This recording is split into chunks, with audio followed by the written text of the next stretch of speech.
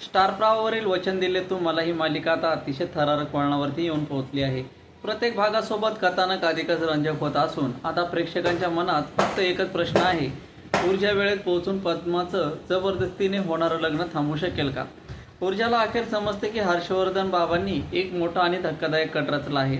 त्यांनी पद्मा आणि विक्रांतचं लग्न आजच आत्ताच आणि कोणालाही काही समजण्याआधीच लावून देण्याचा निर्णय घेतला आहे। ही बातमी ऐकताच पूर्व आणि ऊर्जाच्या पायाखालची जमीनच सरकते। काही क्षणांसाठी दोघींनाही काय करावं हे सुचतच नाही, पण ऊर्जा हार मानणाऱ्यांपैकी नसते।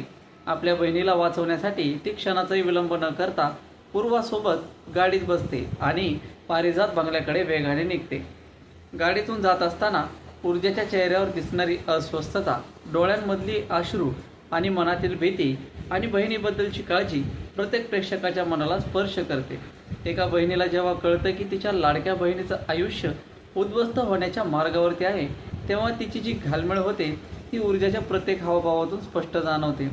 तिच्या मनात एकच विचार सुरू असतो, मी वेळेत पोहोचले नाही तर पद्माचं आयुष्य कायमचं बदलून जाईल। दुसरीकडे पारिजात बंगल्यात वेगळीच काही गडबड सुरू असते। हर्षवर्धन बाबा दिव्याला कडक शब्दात आदेश देतात की पद्माला ताबडतोब लग्नासाठी तयार कर, कारण त्यांच्याकडे वेळ फारच कमी आहे। त्यांच्या चेहऱ्यावर एक विचित्र आत्मविश्वास दिसत असला तरी त्यांच्या मनात एक भीतीही आहे। जर ऊर्जा किंवा शौर्य वेळेत पोहोचले तर त्यांचा संपूर्ण डाव कोसळू शकतो।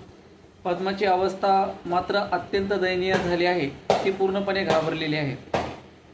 तिच्या डोळ्यांमध्ये अश्रू आहेत, मनात भीती आहे आणि ओठांवर फक्त एकच प्रश्न आहे, ऊर्जा ताईला मी कुठे आहे आणि हे समजले का? स्वतःला वाचवण्याचा कोणताही मार्ग तिच्याकडे उरलेला नसतो। ती देवाकडे प्रार्थना करत असते की तिची ताई वेळेत यावी आणि तिला या संकटातून बाहेर काढावं।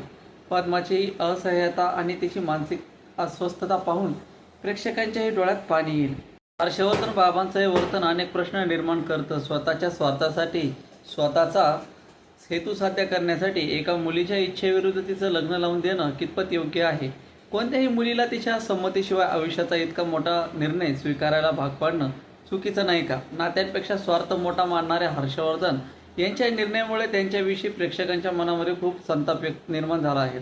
दरम्यान कथेला एक मोठं वळण आणि महत्त्वाचं वळण मिळतं। ऊर्जा आणि शौर्य पद्माचा शोध घेत असतानाच अर्पिताचा मेसेज येतो। त्या मेसेजमध्ये लिहिलं असतं, पारिजात बंगला, मैसूर कॉलनी, चेंबूर हा अचूक पत्ता असतो। हा मेसेज म्हणजे जणू अंधारात आशेचा किरण ठरतो। अर्पिताने योग्य वेळी धाडस दाखवत पत्ता पाठवल्यामुळे ऊर्जा आणि शौर्याला आता नेमकं कुठं जायचं आहे हे समजतं। तिच्या एका निर्णयामुळे संपूर्ण कथानकाला आता एक नवीन वळण मिळतं। आता ऊर्जा आणि शौर्य जीव तोडून पारिजात बंगल्याकडे धावत आहेत।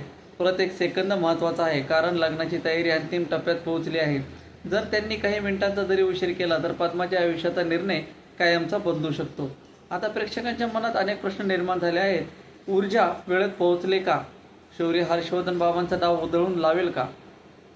विक्रांत या सगळ्या प्रकारात नेमकी कोणती भूमिका घेणार? पद्माचं जबरदस्तीचं लग्न थांबेल का, की हर्षवर्धन बाबांचा हा भयानक कट यशस्वी होईल? पारिजात बंगल्यावर पोहोचल्यानंतर मोठा सामना होणार का? तिथे वाद, गोंधळ आणि जबरदस्त राडा पाहायला मिळणार का? या सर्व प्रश्नांची उत्तरे मिळवण्यासाठी प्रेक्षक पुढील भागाची आतुरतेने वाट पाहत आहेत। आगामी भागात भावना, संघर्ष आणि थरार मोठमोठे खुलासे पाहायला मिळण्याची शक्यता आहे। त्यामुळे वचन दिले तुम्हाला या मालिकेचा पुढील भाग चुकवू नका आणि त्याचे अपडेट मिळवण्यासाठी आपल्या यूट्यूब चॅनलला लगेच सबस्क्राईब करा। भेटू असेच नवनवीन व्हिडिओ घेऊन तुमच्यापर्यंत मी येण्याचा प्रयत्न करेल। चॅनलला लगेच सबस्क्राईब करा। धन्यवाद।